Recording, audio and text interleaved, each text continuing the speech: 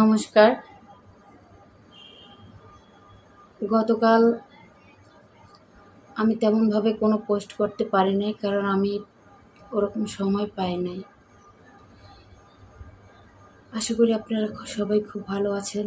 আজকে কিছু কথা বলতে আপনাদের সাথে এসেছি। একটু ভিক্ষে চাইছি আপনাদের কাছে, একজন অসহায় মানুষের জন্য। এতটা অসহায় যে আপনারা স্ক্রিনে দেখুন, এরকম মনে হয় বোধহয় পৃথিবীতে আর অসহায় মানুষ নেই।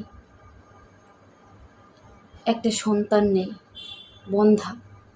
একটা বন্ধা নারীর জীবন যে কত কষ্টে কাটে, সেটা যারা এখনও বাচ্চা প্রসব করে নাই বা কোনোদিনও করতে পারবে না, সে একমাত্র জানে।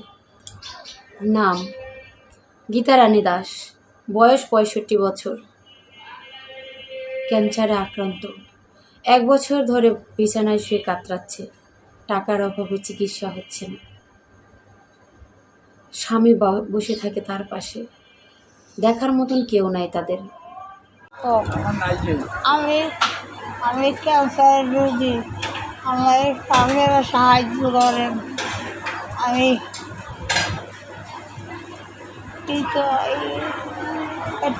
হাত ধরান, আমি অসুস্থ, আমি কেউ নাই, ছেলে মেয়ে হলো আমার আমি একটু সাহায্য করেন। আমার ঘরে একটু হাত ধরেন আপনারা। আমি ক্যান্সারের রোগী, আমার সুস্থ হয়ে গেছে। আপনার হাত ধরালে আমি সুস্থ হতে পারবো।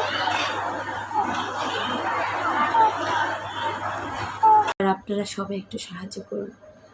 বড় বড় ক্রিয়েটাররা আছেন, দাদা দিদিরা আছেন, সবাইকে অনুরোধ করছি, এই ভিডিওটা যদি আপনাদের সামনে পৌঁছায়, একটু শেয়ার করে দিন। আপনাদের একটা শেয়ারে এই মানুষটার অনেক উপকার হতে পারবে। এমন মানবতা ফেরিওয়ালা আছে যে মানুষটাকে সাহায্য করবে। আপনারা 10 টাকা না পারেন, 5 টাকা না পারেন, অন্তত একটু কষ্ট করে শেয়ার করে দিন, মানুষকে দেখার সুযোগ করে দিন। এমন হৃদয়বান ব্যক্তি আছে পৃথিবীতে, এখনো আছে। আমার স্ক্রিনে আমি তাদের নাম্বারটি দিয়ে দিচ্ছি, এটা ওনার বিকাশ নাম্বার। যদি কেউ সাহায্য পাঠাতে চান, যে যা পারেন ওনাকে এই নাম্বারে পাঠিয়ে একটু দেবেন। পারেন না সাহায্যের হাত বাড়িয়ে দিতে, কেউ একটু পারেন না ওনাকে সাহায্য করতে। ওনার তো পৃথিবীতে কেউ নেই। আর যদি ওনার সন্তান থাকতো, তাহলে আপনাদের দ্বারে দ্বারে গিয়ে ভিক্ষে করে বলতো, আমার মাকে বাঁচান, আমার মাকে বাঁচান, আমার মাকে বাঁচান। কিন্তু ওনার তো কোনো সন্তান নেই।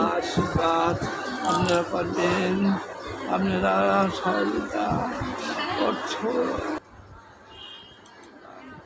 কে বলবে, কে বলবে ওনার জন্য? কে কান্না করবে? কে 2 ফোঁটা চোখের জল ঝরাবে? কে দাঁড়ে দাঁড়িয়ে গিয়ে বলবে, আমার মায়ের প্রাণ ভিক্ষা চাইছি? এগুলো বলার মতো তার কিন্তু কেউ নাই। আপনারা আছেন, প্লিজ আপনারা যে যেখান থেকে পারেন। আপনারা যদি সাহায্যের হাত বাড়িয়ে দেন, তাহলে উনি সুস্থ হয়ে যাবেন। ওনার এখন চিকিৎসার জন্য টাকার প্রয়োজন, তাই সবাইকে অনুরোধ করছি, প্লিজ সবাই ওনার পাশে দাঁড়ান, ওনাকে বাঁচতে সাহায্য এবং করুন। মানবতার ফেরিওয়ালার কাছে পৌঁছে দিন। হরে কৃষ্ণ। সবাই ভালো থাকবেন, সুস্থ থাকবেন।